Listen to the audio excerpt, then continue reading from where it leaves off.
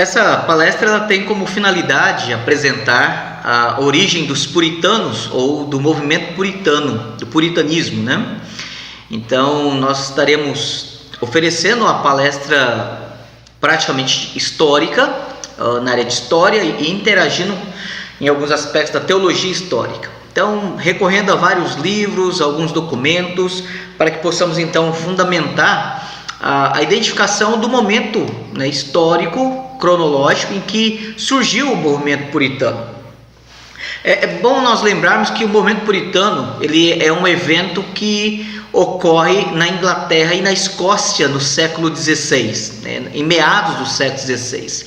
E a Igreja da Inglaterra, ela, apesar de romper com a Igreja Católica Romana, né, sob a liderança do rei Henrique VIII, na verdade ele rompeu de modo que a Igreja da Inglaterra não era mais submissa ao governo do Papa, mas ele não conseguiu romper, ele não quis, na verdade, né? Mesmo porque Henrique VIII ele morreu teologicamente católico, né? Inclusive ostentando o título de defensor da fé católica, né?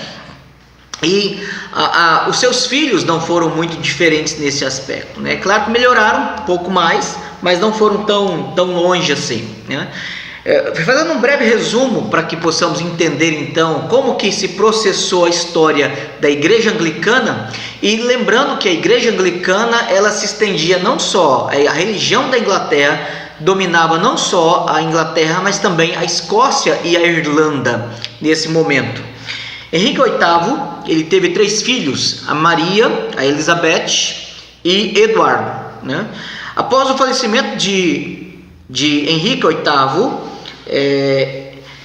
Eduardo ele assume o reinado da Inglaterra, e ele reinou entre 1547 a 1553. Mas quando Eduardo ele falece, por direito de primogenitura, Maria, ela filha de Catarina de Aragão, do primeiro casamento de Henrique VIII, ela reivindica o trono inglês. Quando Henrique VIII ele divorciou de Catarina de Aragão, ela voltou para a Espanha com a sua filha, levou consigo a sua filha, Maria. E ela lá foi então educada aos pés da Igreja Romana, sob a mais rígida ortodoxia da Igreja Católica Romana, a Companhia de Jesus, os homens da Inquisição, né? Quando ela agora retorna para a Inglaterra como rainha, ela quase que torna a Inglaterra desculpa a expressão, um puxadinho da Espanha. Muitas pessoas, no primeiro ano dela, cerca de mais ou menos 1000 clérigos foram executados, entre presos, expulsos, várias famílias fugiram exiladas, temendo a morte ou a prisão ou a tortura por causa de Maria. Por este evento tão cruel, promovido por ela, com o apoio da Espanha e da Inquisição espanhola, Maria Tudor foi conhecida como a Católica ou Maria a Sanguinária. Além de promover toda essa matança e sangria e derramamento de sangue, né, ela reinou entre 1553 a 1558, quando ela morre, com o apoio dos papistas. Durante o seu breve reinado, promoveu uma cruel perseguição aos protestantes. As leis contra a Igreja Romana, instauradas por Henrique VIII, foram revogadas pelo parlamento, e em 1557, com 37 anos, para assegurar a restauração da Igreja Romana e precisando de um herdeiro católico, para evitar que o trono inglês passasse à sua meia-irmã Elizabeth, Maria ela se casa com o sobrinho dela, um rei católico, Filipe II da Espanha, né, filho de Carlos V. Este casamento com o rei espanhol e católico indignou os ingleses mais ainda. Então já havia uma indisposição, uma insatisfação com as medidas cruéis de Maria, a Sanguinária, e agora casando com o rei católico, de fato a Inglaterra oficialmente se tornaria uma extensão do domínio espanhol, o que era ofensivo e indesejado para o parlamento, tanto a casa dos nobres quanto a casa dos comuns. Mas o grande detalhe é que este casamento com o rei espanhol indignou os ingleses.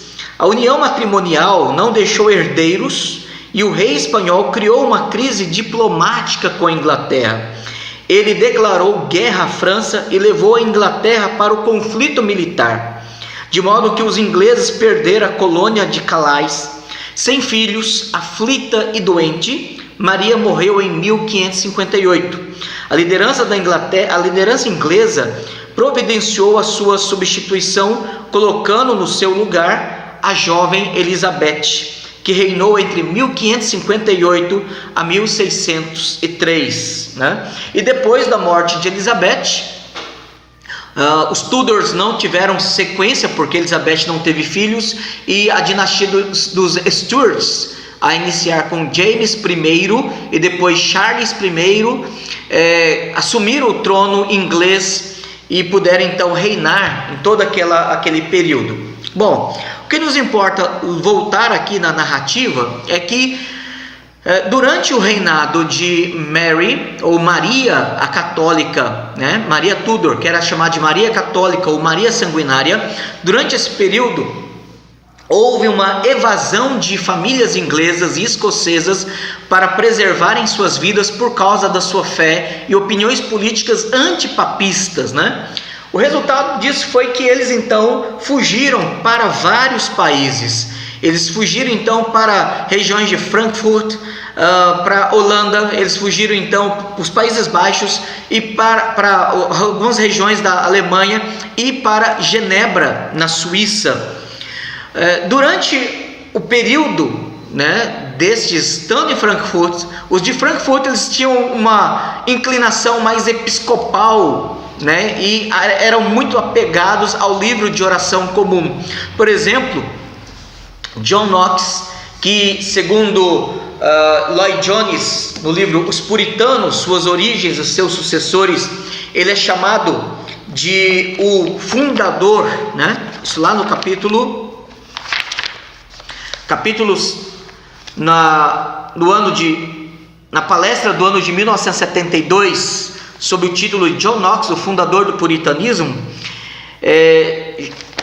Martin Lloyd Jones ele fala então que antes de John Knox ir pastorear a igreja de Frankfurt, e depois de Frankfurt ele foi pastorear a igreja de Genebra, antes disso, quando ele ainda era um pastor, um clérigo anglicano na Escócia, ele teve várias posturas anti-anglicanismo, e o que caracterizou, o que veio a delinear algumas posturas, algumas influências sobre o anglicanismo posterior. E ele então trata de expor, de analisar várias posturas, né, várias das posições, convicções, das lutas de John Knox como reacionário ao anglicanismo deixado por Henrique VIII. Então, por exemplo, Lloyd Jones ele cita, por exemplo, que quando ele esteve em Berwick, naquela região pastoreando, ele recebeu, né, o livro de oração comum de Eduardo VI em 1548, e ele não seguia as instruções do livro de oração comum de 1549, né? Desse aspecto ele rejeitava. O segundo aspecto que mostra uma postura reacionária ao episcopalismo implantado naquela época era quanto ao costume de receber a ceia de joelhos.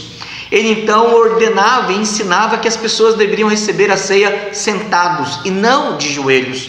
Então, várias dessas posturas, questionando doutrinas, práticas, a liturgia, ensinos, vão realmente caracterizar John Knox como sendo o pai ou fundador do puritanismo, por assim dizer, né? Mas não só este momento antecedendo, não somente esse momento de 1549, 1549, mas inclusive depois, quando Maria a católica falece e ele retorna então do seu exílio em Genebra para pastorear uma igreja na Escócia, né? Bom, então vamos por parte. Durante então esse período em que ele é convidado para pastorear em Frankfurt, ele tenta lá, longe da autoridade de Maria, longe da influência do episcopalismo, ensinar a reforma protestante e tentar purgar, limpar todos os resquícios católicos romanos daqueles protestantes que estavam então reunindo numa igreja inglesa em Frankfurt. O grande detalhe é que ele encontra ali uma resistência muito grande, porque aqueles protestantes ainda queriam se submeter, mesmo não estando na Inglaterra, ao livro de oração comum. Isso criou uma certa animosidade entre Knox e aquele rebanho da igreja de Frankfurt. Ele então ele vai para Genebra, e lá em Genebra ele não só querendo estudar aos pés de Calvino, mas ele também é chamado para pastorear uma congregação reformada de língua inglesa em Genebra. Lá ele contribui inclusive para a escrita de um documento sobre a influência da ordenança eclesiástica de Calvino. Então nós temos aqui um outro detalhe importante, né? John Knox ele vai para Genebra e em Genebra ele se torna pastor da congregação inglesa em Genebra. E em 1556, 2 anos antes de Mary Tudor morrer, ele ajuda na confecção de uma confissão, que é chamada de confissão de fé, usada na congregação inglesa em Genebra. Essa confissão ela se encontra no livro Confissões Reformadas do século 16 e 17, em tradução inglesa, compilado com introduções por James T. Denison Jr., né? Então esse volume, que é o volume 2, contém esse documento, que inclusive está sendo traduzido pelo reverendo Fábio Henrique.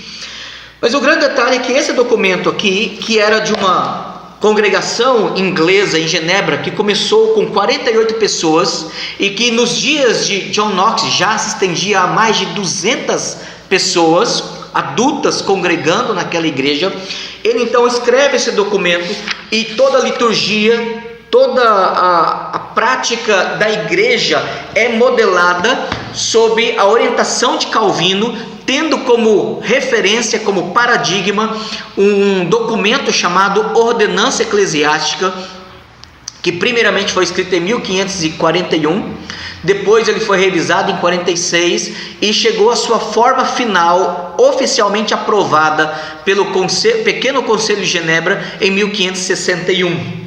Para quem deseja ler a respeito da liturgia e ordem, né, da igreja inglesa em Genebra, essa tese de mestrado do Robert Jackson trata especificamente sobre como que aquela igreja inglesa de refugiados, durante o período de Maria, a sanguinária, Maria Católica, vivendo em Genebra, eles então puderam, naquele lugar, chegaram a compreensão maior, mais precisa, mais pura do que era a reforma, sob a tutela e influência de Calvino, não somente a influência moral, teológica, mas documental da igreja de Genebra sobre aquela congregação inglesa. Curiosamente, nesse trabalho, nessa pesquisa de mestrado do Robert Jackson, ele então apresenta a parte histórica anterior, como que aconteceu todo o processo dos ingleses chegarem a Genebra.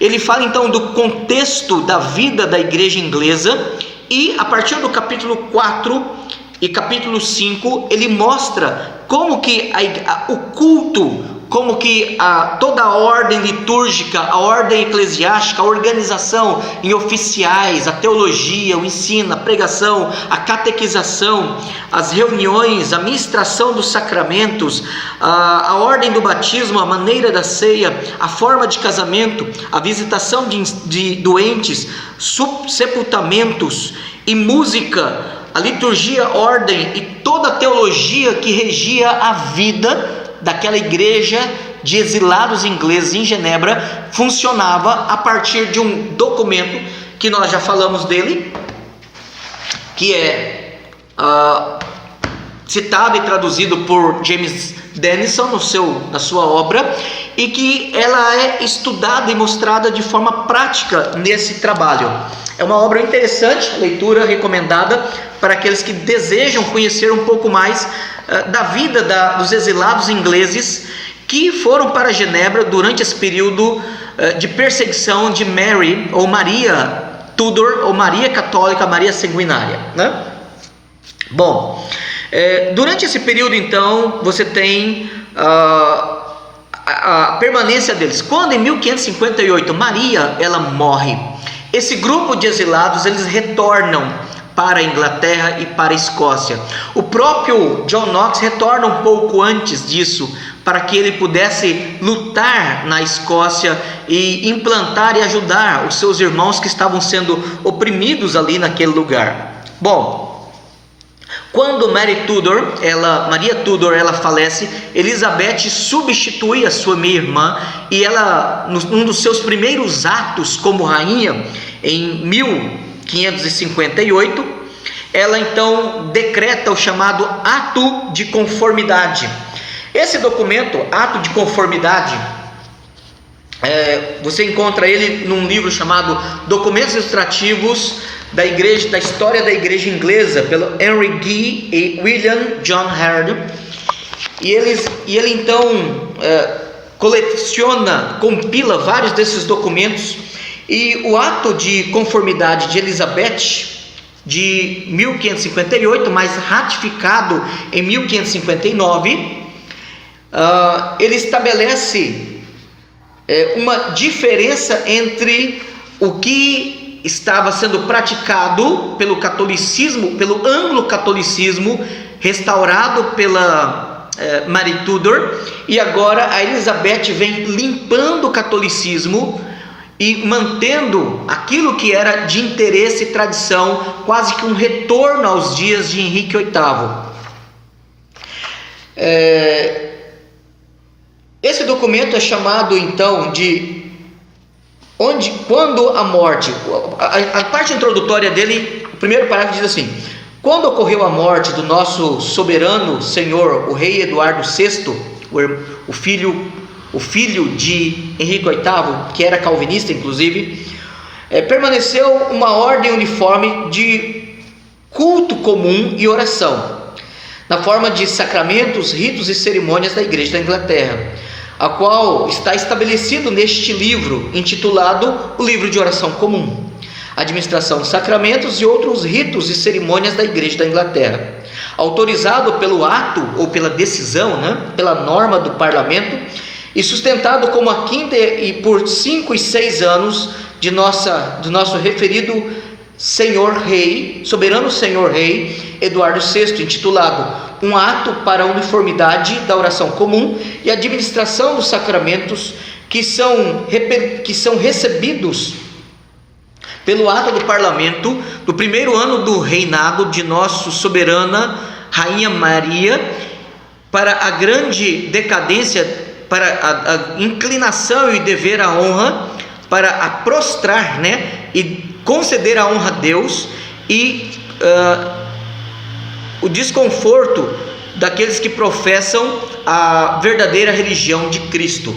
Então esse documento, o Ato de Conformidade, ele vem em 1559 engessando, punindo inclusive aqueles que não queriam se conformar à religião anglicana, conforme agora proposta e restaurada por Elizabeth. Bom, o que acontece a partir daí? John Knox estava na Escócia e ele bate de frente com isso. Não somente ele, mas vários dos que agora estavam voltando devido ao fato de, em 1558, Maria ter morrido, e agora não havia mais ameaça católica, não havia mais a Inquisição espanhola atuando na Inglaterra, não havia mais o risco de execução. Estes ingleses exilados, eles agora podem voltar para a Inglaterra Inglaterra, e no retorno deles, eles de fato querem agora a implantação de uma igreja reformada genuína, pura, realmente que pudesse manifestar a transformação da Inglaterra, do Reino Unido, na verdade, numa igreja verdadeiramente reformada. Bom, curiosamente, em 1560, John Knox ele prepara 2 documentos para a Escócia. Ele prepara a Confissão de Fé Escocesa e o primeiro livro de disciplina da Igreja da Escócia, deixando bem claro que a doutrina, a convicção teológica, a prática eclesiástica da Escócia não estaria alinhada com a Igreja da Inglaterra sob a autoridade da Elizabeth. Isso causa realmente um grande transtorno entre aquelas 2 igrejas. E aí é interessante nós observarmos que, por exemplo, durante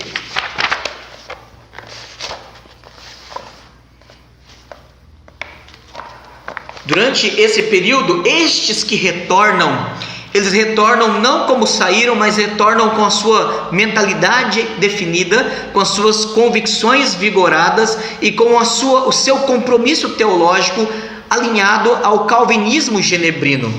Nesse livro, chamado Os Primeiros 2 Stuarts e a Revolução Puritana, do S.R. Gardiner, ele diz o seguinte: quando estes homens e outros durante o seu exílio no reinado de Maria, os puritanos, como eles posteriormente vieram a ser chamados, aprenderam dos discípulos de Calvino, o grande mestre francês de Genebra, um especial sistema de doutrina e disciplina, um sistema no qual o coração e a alma eram sustentados por uma apreciação intelectual das verdades teológicas, antes do que por meras ações físicas. Então, em vez de o sinal da cruz, a genuflexão, o curvar-se diante da hóstia, diante de ritos e velas e cores e parafernálias, estes homens voltaram com convicções teológicas e não meramente com atos externos religiosos. Essa observação ela é muito importante, porque quando nós então observamos estes que retornaram, eles voltaram lutando e realmente reivindicando uma reforma completa ali naquele lugar. Bom, observe bem que nós temos agora um problema de definições, né? Desse jeito, nesse contexto que surgem os puritanos, os exilados que estavam então, em especial em Genebra, que agora retornam após a morte de Maria a Sanguinária, que morre em 1558. No mesmo ano, 1558, Elizabeth assume o trono. 1559, ela estabelece o ato de conformidade, obrigando todos os súditos dos reinos a submeterem-se ao seu episcopalismo, a religião restaurada do seu pai, embora com algumas modificações. E em 1959, ainda os reformados, essas famílias exiladas do período de Maria, eles retornam para a Inglaterra. Só que ao retornar para a Inglaterra e para a Escócia, eles agora desejam uma transformação, uma reforma, e eles tinham um paradigma, a Igreja de Genebra. Eles queriam implantar a reforma de Genebra, conforme Calvino desenvolveu e conseguiu realizar ali naquela cidade, no reino da Escócia e no reino da Inglaterra. O grande detalhe é que esse momento agora cria grandes atritos. Bom, é a partir daí então que nós precisamos observar e entender que o termo Puritan ou puritano, ele acaba sendo usado para esse grupo. Bom, em primeiro lugar, a gente precisa lembrar que o termo puritano ou Puritan, ele não era usado de forma elogiosa, não era um termo digno e honroso.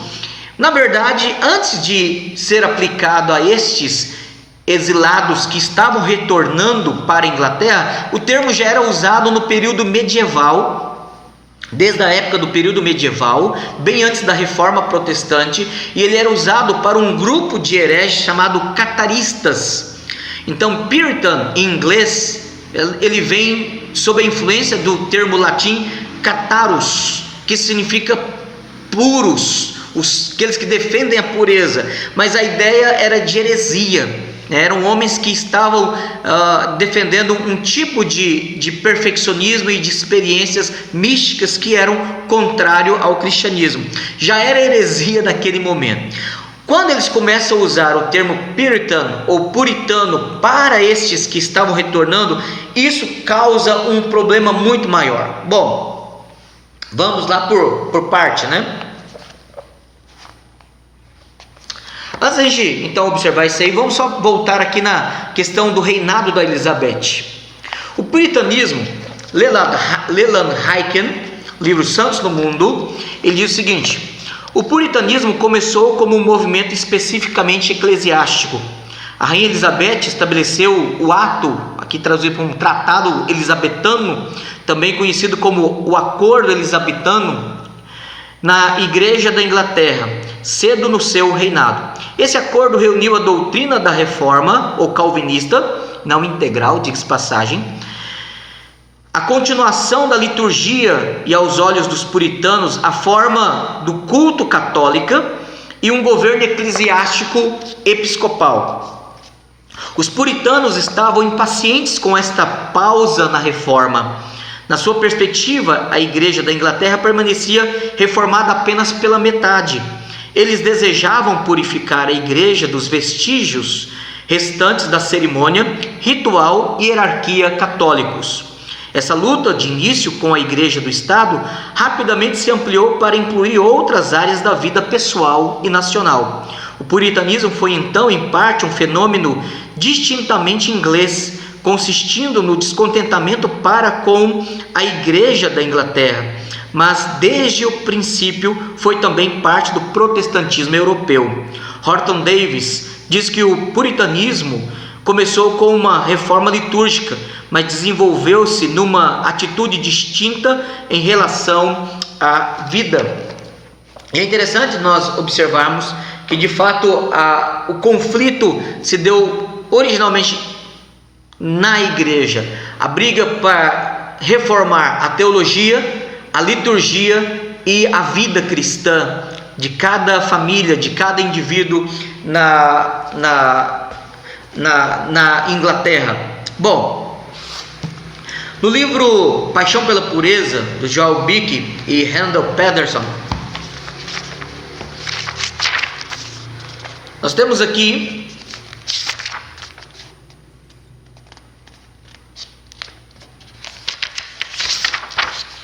uma discussão sobre a definição do termo puritano.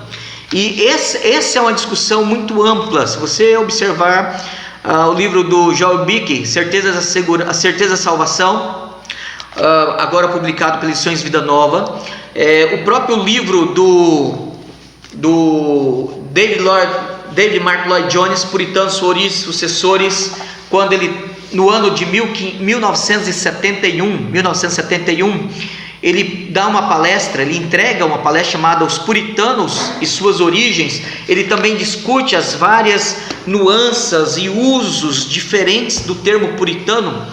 E neste livro, Paixão pela Pureza, Joel Bick e Randall Pedersen, eles também levantam a discussão sobre a definição do termo puritano, né?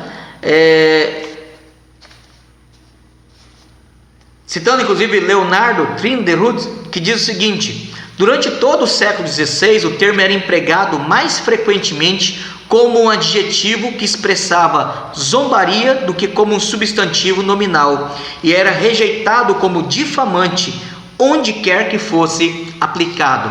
Então é curioso que lá no meados do século XVI, quando o termo puritano passou a ser usado para os protestantes que retornam de Genebra, e eles estavam apenas querendo pureza doutrinária, pureza litúrgica e pureza na vida cristã, eles foram atacados, rejeitados, hostilizados, inclusive criando-se uma alcunha, um apelido pejorativo de puritanos, mas era algo totalmente indesejável para eles.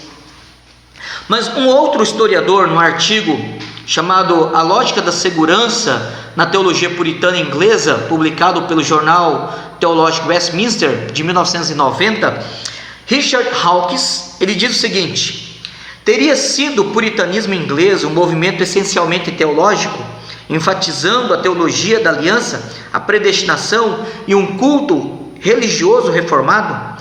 Ou teria sido o cerne da questão política, asseverando os direitos inalienáveis da consciência diante de Deus, a norma da lei natural acima dos tribunais e suas prerrogativas arbitrárias, a dependência do rei ao parlamento, o alicerce da autoridade do Estado do povo?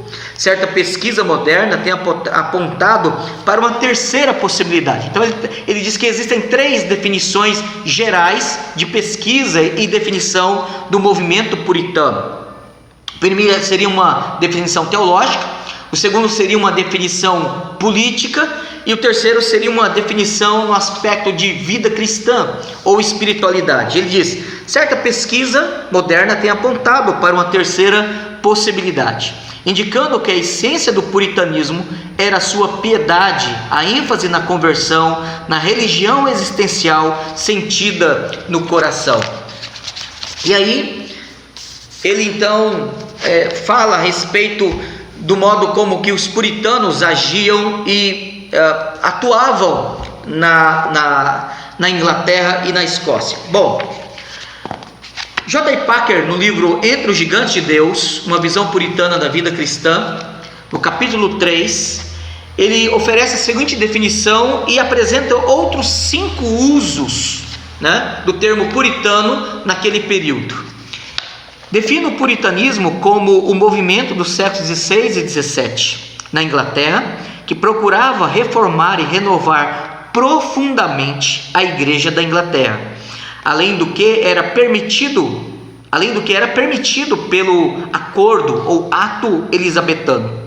Puritano era um termo vago, de uso desprezível, que entre os anos de 1564 a 1642, e essas datas foram fornecidas por Thomas Fuller e Richard Baxter, foi aplicado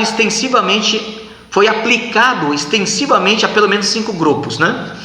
Primeiro grupo ao clero, que tinha escrúpulos de certas cerimônias e frases no livro de orações, ou seja, como John Knox, naquele primeiro período de 1543, ele rejeitou como clérigo da igreja na Escócia práticas de ajoelhar, aceitar a hóstia, o sinal da cruz, o uso de velas, e ele então foi apelidado de puritano por causa disso. Segundo, os defensores do programa de reformas entre os presbiterianos, ventilado por Thomas Cartwright e pela admoestação ao parlamento em 1572. Então você tem os presbiterianos liderando aqui a reforma entre os ingleses durante o reinado de Elizabeth. Quanto a esse assunto, nós temos um outro livro que trata a respeito desse assunto. Então, por exemplo, nesse livro do S. R. Gardiner, Os Primeiros 2 Stuarts e a Revolução Puritana, ele trata na parte inicial, mostrando como que puritanos e presbiterianos eram intercambiavelmente termos usados para descrever um partido, não só teológico, mas também político dentro da igreja anglicana. O terceiro uso aos clérigos e aos leigos, não necessariamente inconformistas, que praticavam a séria piedade calvinista. Ou seja, o terceiro grupo era o grupo que, não concordando com o ato de conformidade da Elizabeth, eles procuravam então praticar um culto, exercer a sua piedade, a sua prática de oração, discordando da Elizabeth e mantendo uma vida cristã calvinista, conforme eles haviam aprendido em Genebra, uma ética calvinista. Quarto, aos calvinistas rígidos, que aplaudiam o sino de Dort e que foram alcunhados de puritanos doutrinários por outros anglicanos que não concordavam com eles. Quinto grupo, a certos grupos da nobreza que exibiam respeito público pelas questões relacionadas a Deus, pelas leis da Inglaterra e pelos direitos dos súditos comuns. Então esses 5 grupos, segundo J. Packer, eram chamados de puritanos. Embora nem todos concordavam em tudo e nem todos eram necessariamente calvinistas, embora majoritariamente eram calvinistas, majoritariamente eram presbiterianos. Eles lutavam então pela reforma litúrgica, a reforma teológica e a reforma na vida cristã naquele lugar. Bom, havia de fato 5 interesses, e novamente nós podemos recorrer ao Paixão pela Pureza. Os 5 interesses que os puritanos então enfatizavam, e na sua vida cristã eles eram então identificados. Então nós temos aqui, primeiro, os puritanos procuravam pesquisar as escrituras, conferir os seus achados e aplicá-los a todas as áreas da vida. Segundo, os puritanos se entregavam apaixonadamente ao objetivo de focalizar o caráter trinitário da teologia. Ou seja, em tudo eles, na teologia do pacto, que dominava a mentalidade puritana, eles conseguiam sistematizar cada área da teologia, em cada esfera e cada aplicação, cada argumentação, às 3 pessoas da Trindade. Terceiro, em comum com os reformadores, os puritanos criam na significativa importância da igreja nos propósitos de Cristo. Por isso, inclusive, a eclesiologia, conforme definida e aprovada pela Assembleia de Westminster, é o auge, é o ápice maduro da teologia puritana no século XVII. Entre 1643 a 1649, 1660, quando encerra então o parlamento e a Assembleia de Westminster, então nós temos de fato a fase madura dessa teologia, que tinha como foco a eclesiologia, os ofícios, as prerrogativas dos ofícios, os atos, as responsabilidades, os concílios e as autoridades destes homens e concílios. Quarto, nas grandes questões da vida nacional apresentadas pelas crises do seu tempo, os puritanos buscavam nas escrituras luz para os deveres, o poder e os direitos do rei, do parlamento e dos cidadãos súditos. Quinto, quanto ao indivíduo, os puritanos focalizavam a conversão pessoal e abrangente. Com Cristo, eles criam que aquele que não nascer de novo não pode ver o reino dos céus. Então nós temos, de fato, o movimento puritano manifestando interesses comuns. Ele surge na Inglaterra e na Escócia, e ele então desenvolve durante todo o período de uma forma deficitária. Todavia, quando Maria Tudor, chamada Maria Católica ou Sanguinária, ela assume o trono da Inglaterra, ela promove uma perseguição não só na Inglaterra, mas também na Escócia, de modo que os protestantes se tornam exilados. Eles vão buscar refúgio em países protestantes. A maioria deles, um grupo de pelo menos 200 adultos, vão congregar e formam então a congregação inglesa em Genebra. Lá eles escrevem a sua confissão. Quando em 1558 Maria morre, Elizabeth assume o trono, os protestantes retornam para a Inglaterra e agora eles lutam e trabalham, protestam, reivindicam a reforma naquele país, de modo que eles gostariam de ter a pureza litúrgica, teológica e na vida cristã. Lutando pela pureza, estes homens foram rejeitados como os puritanos, aqueles que queriam pureza, que obviamente atuavam na educação, atuavam na política, atuavam na igreja e atuavam influenciando na sociedade. Nós podemos finalizar então dizendo então que esse movimento, infelizmente, ele cessa em 1660, quando Oliver Cromwell ele dá um golpe e restabelece a monarquia, e Charles II então volta ao reinado. Assume o reinado, porque o seu pai Charles I ele é morto, é decapitado pelo Parlamento Longo que organizou a Assembleia de Westminster.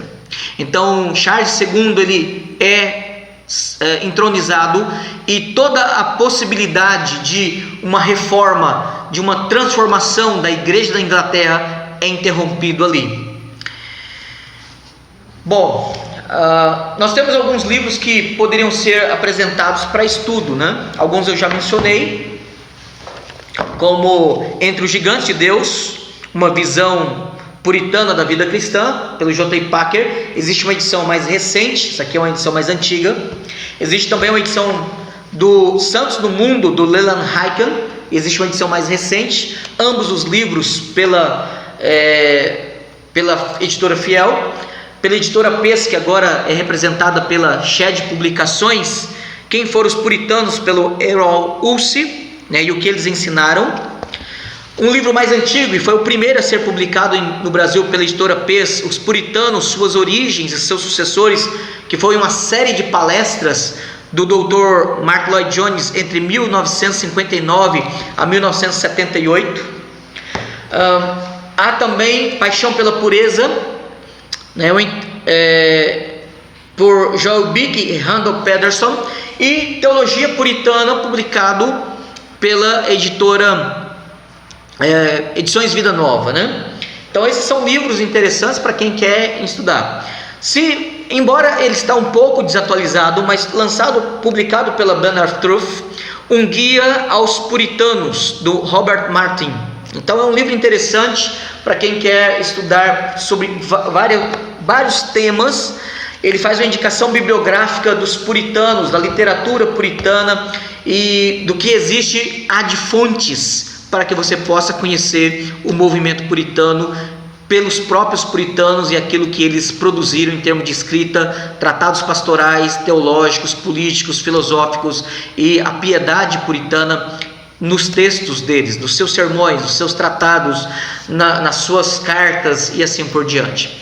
Vale a pena conhecer, vale a pena estudar. Há um universo muito grande de pesquisa. Existe um site também que eu recomendo, caso você queira pesquisar, Obras Facsímile, para que você possa estudar. www.prdl.org.